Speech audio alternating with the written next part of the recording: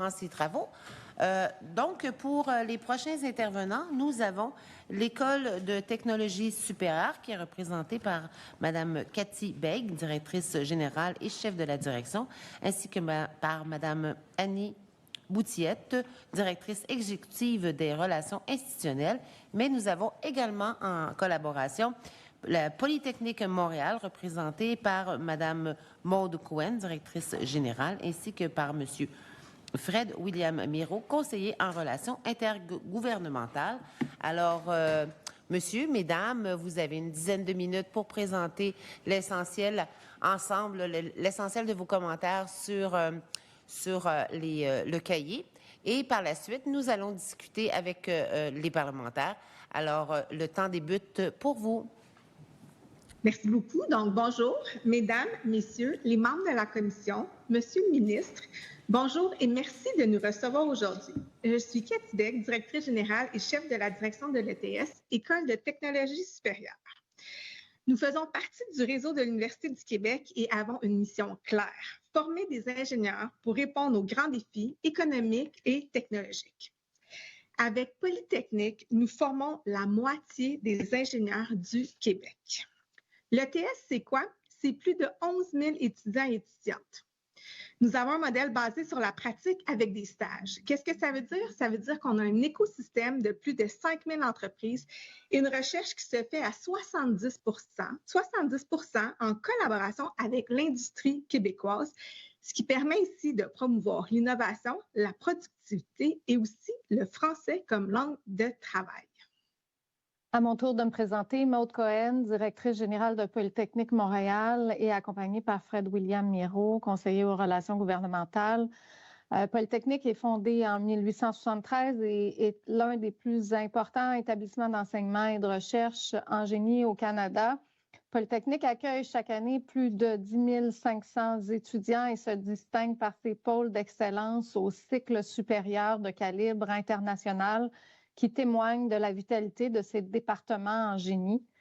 Depuis plus d'une décennie, entre 25 et 29 de nos étudiants proviennent de l'international, une proportion qui est restée relativement stable.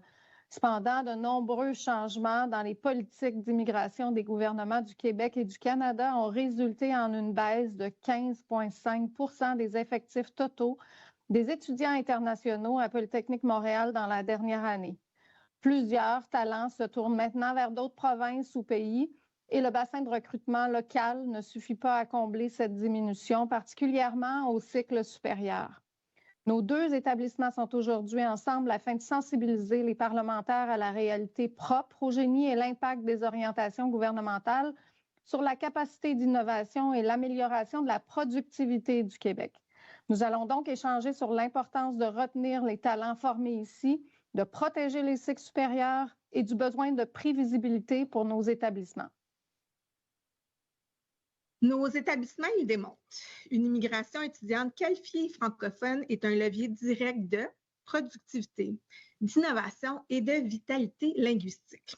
À l'ETS, 37 de notre communauté étudiante est internationale et au cycle supérieur, ce chiffre monte à 70 La grande majorité vient de pays francophones, l'environnement d'études étant en français. Dans le réseau de l'Université du Québec, dans lequel on appartient, ce sont 96 des étudiantes et étudiants internationaux qui utilisent le français comme langue d'usage. Il est donc important de savoir que nos programmes aussi intègrent 3 stages en entreprise à l'ETS obligatoires au baccalauréat, ce qui accélère l'insertion professionnelle. Le résultat, c'est quoi? C'est en 2024, la majorité de nos diplômés internationaux de premier cycle sont restés au Québec dans des secteurs technologiques prioritaires. Formés en français, insérés tôt en entreprise, c'est bien. Mais la vraie clé, c'est de leur donner envie et la possibilité de bâtir leur avenir ici. C'est pourquoi nous recommandons de prioriser la rétention des talents formés ici. Ça passe d'abord par un parcours clair, continu et prévisible vers la résidence permanente. Le programme de sélection des travailleurs qualifiés, le PTSQ, devrait inviter en priorité les titulaires d'un diplôme québécois de premier, deuxième ou troisième cycle à déposer une demande de certificat de sélection. Ce geste simple aligne la décision avec l'investissement déjà consenti par le Québec et par les personnes étudiantes. Ensuite, il faut aussi reconnaître pleinement l'expérience acquise pendant les études. À l'ETS, comme je le disais il y a quelques secondes, chaque personne étudiante au baccalauréat effectue 3 stages. Ça représente en tout près d'1 année d'expérience professionnelle. Pourtant, le PTSQ ne reconnaît aujourd'hui qu'un maximum de 3 mois. Nous proposons donc de considérer l'intégralité des stages obligatoires comme expérience admissible. Cette reconnaissance cohérente avec la réalité du génie renforcerait l'employabilité immédiate et la rétention à long terme. Enfin, la francisation doit être soutenue là où elle se joue, c'est-à-dire sur les campus et dans les laboratoires. L'implantation de cellules de francisation au sein des établissements, particulièrement à vocation technologique et industrielle, offrirait une francisation professionnelle et académique adaptée avec des ressources dédiées. La maîtrise du français dans le contexte du travail est un facteur d'intégration durable, on le sait. Il faut l'organiser au plus près des besoins. Cette intégration réussie est tout autant nécessaire dans nos laboratoires et dans nos projets de recherche, parce que c'est aussi là que la contribution des étudiants et étudiantes internationaux est essentielle. Oui, on le sait, les étudiants et les étudiantes chercheurs internationaux sont essentiels à la force d'innovation et de productivité de nos partenaires industriels avec qui nous avons à Polytechnique plus de 400 contrats de recherche. À l'automne 2025, les étudiants internationaux à Polytechnique représentaient 53 % des inscriptions à la maîtrise recherche et 70 % au doctorat. Toutefois, pour les cycles supérieurs, nous constatons depuis 2 ans une baisse importante du nombre total d'étudiants internationaux, soit de 18,1 %. Au doctorat, plus spécifiquement, on note une chute de 30 % dans les nouvelles admissions d'étudiants internationaux sur la même période de 2 ans. Les gouvernements du Québec et du Canada investissent massivement dans des secteurs stratégiques comme la défense, l'intelligence artificielle, l'aérospatiale, les infrastructures, notamment de transport, et j'en passe. Les écoles de génie doivent donc bénéficier d'une marge de manœuvre pour aider nos entreprises à répondre à leurs besoins de main-d'œuvre et pour protéger notre souveraineté scientifique au Québec.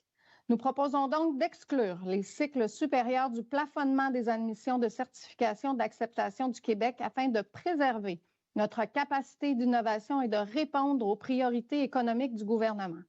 Ça va de pair avec l'importance de faciliter l'attraction et la rétention des professeurs issus de l'international qui maintiennent l'excellence de l'enseignement supérieur et soutiennent la compétitivité du Québec. Oui, pour que notre capacité porte ses fruits, il faut que le cadre reste prévisible et stable. Je ne vous apprendrai rien si je vous dis que les décisions soudaines comme réduction des admissions, changement de critères, suspension du PAC, fragilisent l'attractivité du Québec. Elles compliquent le recrutement international en créant de l'incertitude pour des étudiants et étudiantes qui planifient un projet d'études de vie en français. Nous proposons donc une gestion différenciée et prévisible des admissions internationales pour les établissements à mission technologique ou économique d'intérêt public. Nous demandons aussi d'exclure du plafonnement les renouvellements de CAC pour les personnes qui poursuivent le programme à temps plein dans le même établissement.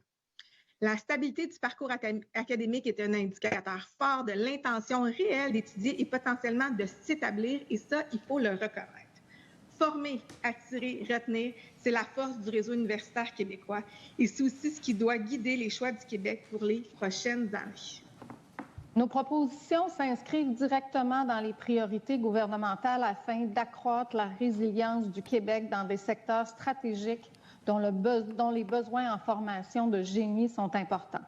Selon l'Ordre des ingénieurs du Québec, près de 52 000 postes seront à pourvoir d'ici 2033. Nos étudiants ne sont pas isolés du marché du travail, ils y sont déjà intégrés par des stages obligatoires, par la recherche appliquée menée en collaboration avec plusieurs entreprises québécoises. Les écoles de génie sont bien positionnées au Québec pour aider à répondre aux défis économiques de demain, car elles sont des partenaires et elles ont l'expertise et les résultats pour y parvenir. Le gouvernement doit donc assurer des règles stables, des seuils prévisibles et un parcours vers la résidence permanente qui valorise la rétention de ces talents ici. Nous invitons donc le gouvernement à adopter une politique d'immigration responsable, stable et alignée sur les besoins futurs du Québec. Investir dans ces talents, c'est d'investir directement dans la capacité du Québec à innover, à bâtir et à se développer durablement. Merci, Madame la Présidente. C'est moi qui vous remercie pour cette présentation. On commence donc les discussions avec Monsieur le ministre. Vous connaissez votre temps, 12 minutes 30 secondes. Merci beaucoup. Merci à nos super écoles de génie pour cette présentation conjointe. C'était assez remarquable de voir la synergie que vous aviez avec cette présentation conjointe, paragraphe par paragraphe. C'est une superbe complémentarité. Vous avez dit beaucoup de choses, beaucoup de choses en peu de temps. C'était très dense. Vous avez parlé d'une politique d'immigration responsable, stable, orientée vers les besoins futurs du Québec en matière de main-d'œuvre. J'en suis responsable, il faut l'être. Stable, je pense qu'on devrait l'être de plus en plus. On a passé une période de turbulence avec la COVID, avec la guerre tarifaire. Elle n'est pas derrière nous, mais on commence à savoir quelles sont les règles de ce nouvel écosystème. Puis, on est vraiment engagé dans une planification pluriannuelle sur 4 ans pour donner, je vous dirais, un nouvel élan, une nouvelle stabilité, une nouvelle prévisibilité à tous nos partenaires, puis nos partenaires privilégiés, c'est vous aussi en enseignement supérieur. Donc, une politique qui est orientée sur les besoins futurs du Québec, je pense que c'est extrêmement important. Ils sont variés, ils sont à Montréal, mais ils sont aussi ailleurs. Et ma question, c'est comment faire pour... avec deux établissements forts, mais installés à Montréal, comment faire pour assurer une régionalisation de nos talents, de nos ingénieurs, pour vous parler directement? Si on les attire à Montréal, est-ce qu'ils accepteront ensuite d'en sortir? Je peux peut-être commencer, Maude, sur la question de la régionalisation. C'est une très, très bonne question. Je l'ai mentionné, nous, on donne 3 stages par année, pendant le baccalauréat. Et 10 % de nos stages sont en région. Donc, on le sait que quand les gens vont travailler là, souvent, ils vont devenir des employés. Fait que déjà, en partant, on a 10 % de nos stages et on a une stratégie de régionalisation pour les stages. On a un objectif d'augmenter à 15 % d'ici 2 ans environ le nombre de stages dans les régions. Fait que je pense que c'est une façon, entre autres, qui pourrait permettre de contribuer à avoir l'immigration dans les régions via les stages. En tout cas, nous, c'est une mécanique pour laquelle on pense qu'on pourrait contribuer comme ça. Oui, puis cette question-là, pour compléter, elle s'adresse aussi à nos finissants, puis j'entends ce que vous dites. Une fois cela dit, nos universités, à travers les stages, mais aussi à travers des efforts d'employabilité, travaillent avec les différentes régions du Québec. Oui, Montréal, mais bien sûr Laval, Longueuil, la Couronne Nord, la Couronne Sud, les différentes régions du Québec, les Laurentides, la Naudière, etc., et donc se retrouvent à être vraiment des universités depuis toujours. Hein? D'ailleurs, l'UTS a 50 ans, nous, c'est 150 ans. Là. Depuis toujours, nos 2 universités ont servi vraiment de tremplin pour un bassin d'ingénieurs et d'étudiants en maîtrise ou en doctorat pour l'ensemble du Québec. C'est pour ça qu'on a été créés à la base. Et sauf votre respect, les mesures actuelles viennent vraiment compromettre non seulement notre capacité de fournir une main-d'œuvre de qualité au baccalauréat, mais notre capacité à appuyer l'innovation et le développement économique du Québec avec la recherche que l'on fait avec l'ensemble des partenaires du Québec. Et ça, honnêtement, ça va frapper de plein fouet, puis ce sont nos universités qui ont une réputation internationale qui sont frappées de plein fouet à l'heure actuelle. Reste que, malgré tout, cette année, s'il y a eu effectivement une baisse alors qu'on souhaitait une stabilisation dans le réseau d'enseignement supérieur. S'il y a eu une baisse d'étudiants étrangers, il y a quand même eu d'autres étudiants qui sont arrivés, québécois, canadiens. Là, je vois qu'à Polytechnique et à l'ETS, dans les deux cas, l'ETS, il y a une légère baisse, 0,2 %. Et à Poly, on est à plus 1,1 %. On a eu presque une stabilisation. C'est-à-dire qu'il y a des étudiants québécois qui sont arrivés aux Canadiens, surtout plus au bac, d'après ce que je comprends. Ouais. Moi, en maîtrise et doctorat, là, d'autres institutions sont passées avant vous pour nous en parler. Mais ma question, c'est ces nouveaux étudiants-là qui sont venus combler en nombre absolu, pas en maîtrise et au doc, mais en nombre absolu, nombre d'étudiants, est-ce que ce sont surtout des Québécois ou des Canadiens de l'extérieur du Québec? On a eu une légère hausse d'étudiants canadiens, là, mais c'est vraiment pas significatif. Ce sont effectivement des étudiants qui nous proviennent des cégeps, mais je vais quand même rappeler qu'on a un certain baby-boom qui a eu lieu dans les années 2000 qui se répercute dans nos universités à l'heure actuelle. Ça se répercute au baccalauréat surtout. Il y a un bruit de fond, là, mais ça se répercute au baccalauréat surtout et pas du tout au cycle supérieur en recherche, aux maîtrises recherche et doctorat qui sont frappés de plein fouet. Puis je vais quand même noter aussi que la proportion d'étudiants internationaux, à tout le moins à Polytechnique, là, a été relativement stable depuis plus de 10 ans. L'université a été bâtie depuis au moins une trentaine d'années sur une réflexion par rapport à l'internationalisation qui a été responsable et l'ensemble de nos recrutements qui étaient faits vraiment toujours dans une perspective pour appuyer le Québec dans son développement économique. On n'a jamais cherché à avoir une arrivée massive d'étudiants internationaux. Ce qui se produit à l'heure actuelle, c'est qu'au contraire, on a une baisse de notre proportion internationaux. Et donc, oui, effectivement, au bac, on a compensé par la population qui sort des cégeps, mais ça va être d'une durée vraiment courte. Le baby-boom des années 2000, il n'a pas duré 10-15 ans comme celui qu'on a vécu dans les années 60. Là. Donc, c'est un peu la même c'est beaucoup des étudiants, il y a un bruit de fond, hein, c'est beaucoup des étudiants locaux, la hausse au baccalauréat, donc on vit la même chose. J'aimerais en profiter par contre pour mentionner qu'au niveau de la maîtrise et le doctorat, il y a moins d'étudiants internationaux et moi, quand je rencontre les professeurs, c'est une préoccupation. Ils ont plus de difficultés à recruter en ce moment. Ils s'inquiètent à savoir s'ils vont avoir suffisamment d'étudiants pour tous les projets d'innovation qu'ils veulent faire. Et la grande question, c'est comment cette diminution-là va continuer. Là, nous, on a un moins 22 international. Ça, c'est les derniers chiffres qu'on a sortis. Et si l'année prochaine, ça diminue encore, et si l'autre année suivante diminue encore, qu'est-ce qu'on va faire? Donc, déjà, là, il y a un défi. Et si la tendance se maintient, ça va être encore plus difficile.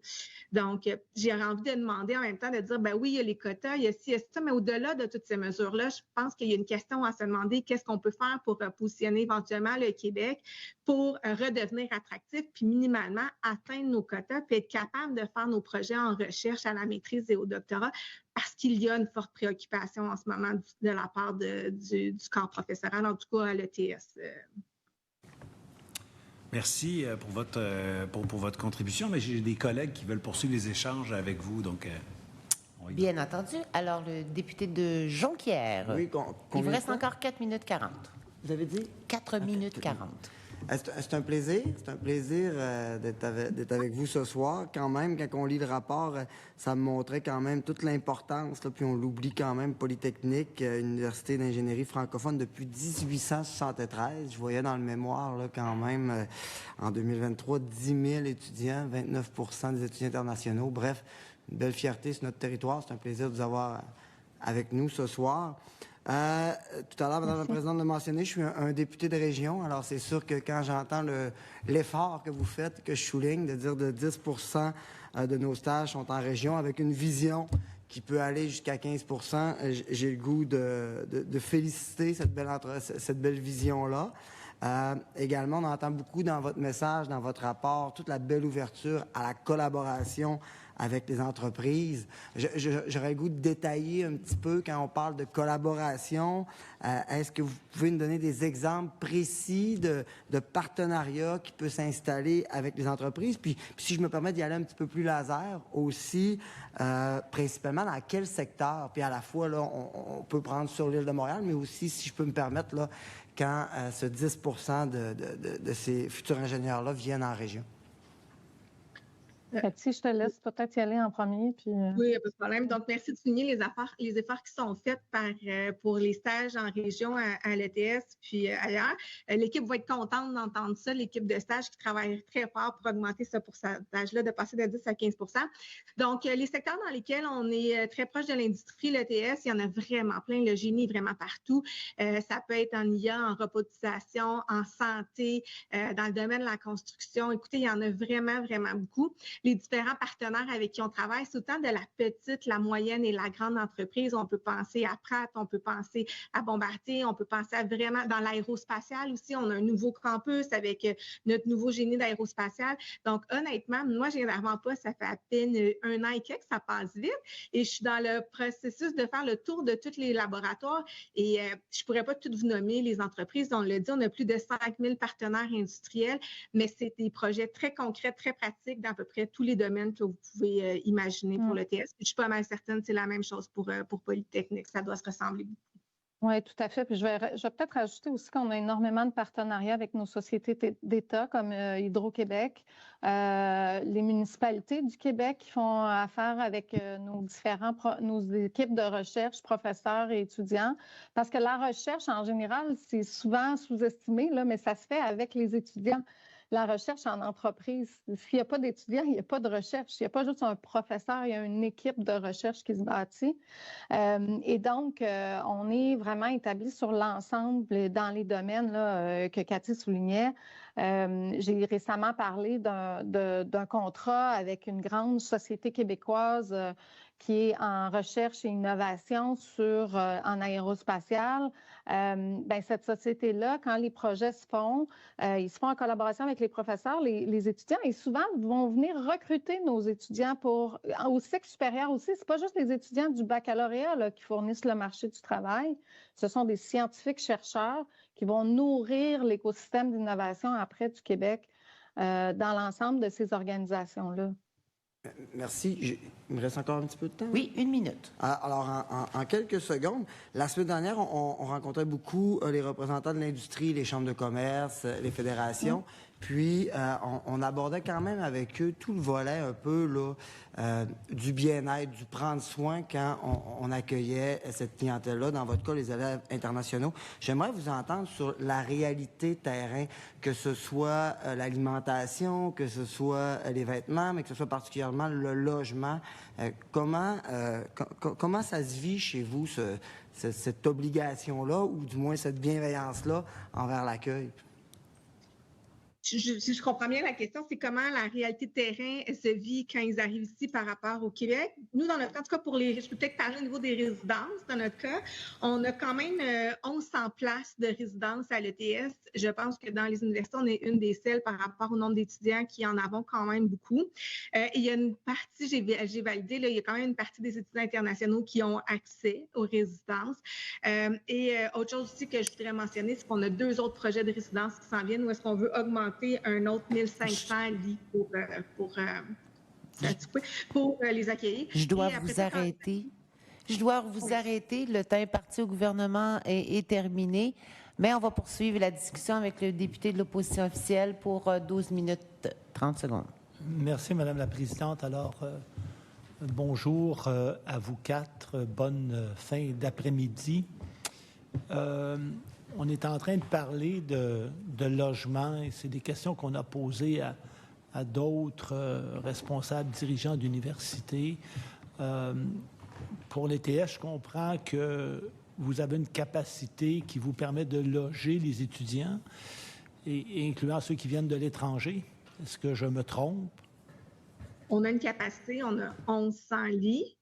La vérité, c'est que ce n'est pas suffisant pour répondre à toute la demande, je ne vous mentirai pas, mais quand même, on a quand même une capacité de 1100 lits. On est en train d'en planifier 1500 autres et une partie de nos étudiants internationaux ont accès à ces résidences-là. Maud, je ne sais pas si tu En fait, dans notre cas, on travaille avec le campus de l'Université de Montréal et HEC où on a certaines résidences, mais on a aussi des équipes dédiées au soutien à la recherche de logements. Il y a différents projets que les associations étudiantes mènent aussi. On offre aussi un soutien. Et puis, depuis quelques années, on demande un dépôt quand même assez significatif aux étudiants internationaux pour s'assurer qu'ils ont les moyens aussi lorsqu'ils viennent localement au Québec, ils sont en mesure de soutenir l'ensemble de leur parcours d'études avec nous. Donc, si je vous comprends bien, vous vous assurez qu'ils auront finalement les fonds nécessaires pour, dans la mesure du possible, compléter leur parcours et évidemment avoir les fonds pour pouvoir fonctionner sans nécessairement être une charge supplémentaire pour l'État. Je vous comprends bien? Oui. Effectivement. Merci. Si je vous ai bien compris, à l'ETS, avec les annonces et les mesures gouvernementales, vous avez une réduction de 22 % de vos étudiants. Est-ce que je vous ai bien saisi? Les chiffres, c'est compliqué. Il faut vraiment les regarder comme il faut. Au niveau du global des internationaux, donc global internationaux, c'est moins 22 % les derniers chiffres que j'ai eu le rapport de la semaine dernière. Et au niveau des études supérieures, maîtrise, doctorat, postdoctorat, est-ce que vous avez le pourcentage de diminution? Oui. Et donc, maîtrise au niveau de l'international, c'est moins 36 %. Le doctorat, je ne l'ai pas à portée de main, mais c'est quand même significatif. Et je comprends que pour la Polytechnique, les étudiants internationaux, les étudiants, donc c'est 60 % des effectifs à la maîtrise et 70 % au doctorat. C'est ce que vous écrivez à la page 9 de votre mémoire. Oui, exact. Quelle est la diminution pour les cycles supérieurs? Bien, au doctorat seulement, là, puis ça, c'est une baisse qu'on observe depuis 2023. Là. Ça fait 2 ans depuis que le discours ambiant a changé. C'est moins 30 % au doctorat seulement pour nous. C'est vraiment, lorsque Cathy parlait des professeurs qui se tournent vers nous, je vous dirais que nous, on se pose des questions non seulement au niveau du corps professoral, mais on se pose des questions aussi sur notre capacité d'appuyer, de continuer d'appuyer des grands projets de société en recherche et développement. C'est une grosse baisse, c'est énorme pour nous. Là. Ça vient frapper directement le cœur de notre mission puis le cœur de ce qui a bâti Polytechnique. Quand on parlait de fierté tout à l'heure, c'est vraiment très grand. Au niveau de la maîtrise, on le sent moins, mais au niveau du doctorat, on le sent de façon vraiment importante. Et je comprends, et vous me corrigerez là si je fais erreur, mais au niveau du doctorat, évidemment, on parle souvent d'équipe de recherche. Donc, avec un professeur qui, lui ou elle, va être en contact avec d'autres professeurs à l'étranger. Exact. Ils vont être capables d'attirer ou non des étudiants, puis ça vous permet effectivement, vous, de faire progresser Polytechnique. C'est probablement la même chose à l'ETS. Et donc, de développer des secteurs de pointe. Est-ce que j'ai raison? Ou... Bien, tout à fait, tout à fait. Puis c'est la même chose au niveau des professeurs. Notre recrutement de professeurs a été affecté là, récemment. Mais pour pouvoir être en mesure d'aller chercher souvent des connaissances spécifiques, quand on regarde ce qui se fait, par exemple, au niveau de l'Allemagne, au niveau de la France, au niveau de certains pays, il faut qu'on aille chercher cette expertise-là ici, puis qu'on soit en mesure de développer notre expertise. Puis une université internationale comme Polytechnique, qui a 70 % de ses doctorats qui viennent de l'international, c'est ce qui fait en sorte qu'on est en mesure d'amener d'influencer l'écosystème d'innovation. Photonique quantique, intelligence artificielle, aérospatiale évidemment, matériaux innovants. Tous ces sujets-là sont sujets à l'innovation. Puis dans les relations internationales, il y a beaucoup de contamination croisée là, entre les équipes de recherche au fur et à mesure avec la mobilité étudiante et professorale. Et je comprends que... Oui, allez-y, je vous en prie. C'est un peu la même chose à l'ETS. Dans le quantique, on a fait un appel de candidature, puis c'est à l'international qu'on a été chercher cette expertise-là. Fait que des fois, on se nourrit vraiment d'experts ailleurs qui peuvent venir chez nous, qui vont nous aider à développer le savoir ici, là. Donc, cette expertise-là, elle est essentielle, là.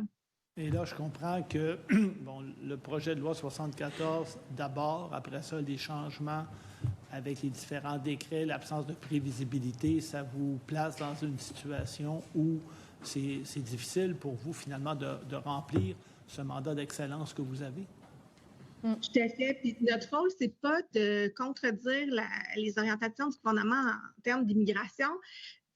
Puis s'il y a des enjeux, on comprend qu'ils veulent les adresser, mais ce qu'on a peut-être plus de difficultés à comprendre, puis je le dis très humblement, c'est pourquoi on n'exclut pas les étudiants de deuxième et de troisième cycle de ça. En tout cas, surtout pour les écoles de génie, c'est des étudiants qui sont qualifiés, qui vont faire des stages, qui parlent le français, qui la plupart vont rester ici, et en plus qui contribuent à l'innovation, à la productivité, à la recherche, qui amènent des connaissances, du savoir, et même ceux qui décident de quitter, ils deviennent des ambassadeurs quand ils vont dans leur autre pays. Puis après ça, il y a des partenariats qui sont faits. Donc, tu sais, nous, notre rôle, c'est pas nécessairement de questionner toute la politique d'immigration, mais de questionner la partie pourquoi ces gens-là, on ne les exclut pas des quotas et des stratégies qui sont faites par le gouvernement. Puis je vais me permettre de juste renforcer sur quelque chose que Sophie Damour a dit précédemment. Quand on regarde le nombre d'étudiants qui sont concernés par les cycles supérieurs, ce sont vraiment des petites proportions par rapport à l'ensemble des autres cycles. Au baccalauréat, c'est beaucoup plus important, nos chiffres. Et alors que ça affecte vraiment la recherche, la productivité, l'innovation du Québec. Donc, c'est pour ça que je pense que ces recommandations-là que Cathy souligne sont importantes pour nous. Tout à l'heure, vous avez parlé de partenariat. Je regardais sur les sites, entre autres, d'Hydro-Québec, et ça paraît énorme, mais je voyais que Hydro-Québec, pour notre capacité énergétique, veut investir 200 milliards, j'ai bien lu, là, 200 milliards d'ici 2035. J'imagine qu'ils vont avoir besoin d'ingénieurs, hommes et femmes, et de haut niveau. Alors, Comment pouvez-vous aider le gouvernement et Hydro-Québec à remplir cette mission-là? Je commence, non? C'est correct? Mais vas-y. On est deux anciennes présidentes de l'Ordre des ingénieurs du Québec en passant. Puis moi, à l'époque, quand j'étais là, j'ai fait l'étude sur les besoins de main-d'œuvre en ingénierie pour le Québec, celle dont Maud citait le 52 000. Puis ce qui est important de savoir, c'est que quand ils ont fait cette étude-là, la dernière qui a été mise à jour, c'était avec les prémices où est-ce que les bourses perspectives existaient, les politiques migratoires y existaient, ils étaient favorables à le recrutement à l'international. Donc, avec toutes les variables qui viennent de changer, c'est certain que les prévisions vont être plus élevées sur les besoins qu'on va avoir parce qu'on ne sera probablement pas capable de combler. Puis il n'y avait pas ces nouveaux projets-là à l'époque. Fait que comment nous, on peut contribuer? C'est entre autres en ayant les étudiants internationaux qui deviennent une main-d'œuvre qualifiée via nos stages puis via leur expérience. Ils deviennent facilement intégrés dans le système québécois dans l'économie québécoise. J'ai essayé de parler vite pour te laisser du temps, Maud.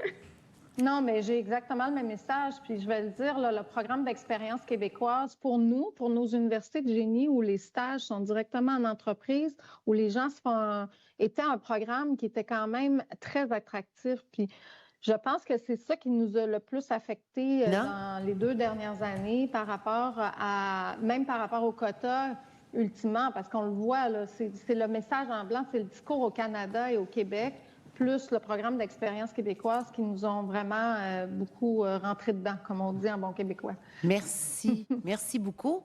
On termine avec le député du deuxième groupe d'opposition pour 3 minutes 7 secondes. Merci. Bonjour, mesdames, messieurs. Merci beaucoup d'être nous éclairer. Écoutez, vous avez utilisé un concept qui a attiré mon attention, là, la souveraineté scientifique. Tout d'abord, j'aimerais que vous nous expliquiez davantage qu'est-ce que c'est et dans quelle mesure une bonne politique d'immigration peut contribuer à assurer cette souveraineté scientifique. Bien, en fait, je vais me permettre, là, puis Cathy pourra compléter, mais à l'heure actuelle, le terme de souveraineté est un thème qui est très actuel avec le contexte géopolitique. nos gouvernements investissent maintenant en défense, alors qu'il y a quelques mois, à peine, ce n'était pas nécessairement un terme à la mode. Ici, à Polytechnique, on a un projet qui a été financé pour rendre au Québec la production de vaccins un peu plus en cas de prochaine pandémie. Donc, comment le Québec peut avoir une certaine souveraineté avec une expertise. Et pour ça, bien, ça veut dire une expertise qu'on a perdue au fil du temps ou qu'on n'a pas. Pour ça, ça veut dire qu'il faut qu'on aille chercher des experts internationaux, pour qu'on collabore avec d'autres universités internationales, mais aussi des entreprises internationales. Et pour pouvoir aller chercher cette expertise-là, et à tout le moins que le Québec soit autonome sur certains sujets critiques pour sa survie, pour sa résilience, pour sa pérennité. C'est ça la souveraineté scientifique, c'est d'aller chercher les connaissances requises pour être capable de bâtir cette résilience-là ici au Québec. Et sincèrement, ça, ce qui est essentiel, c'est d'être capable d'aller chercher l'expertise d'où elle se situe à l'heure actuelle.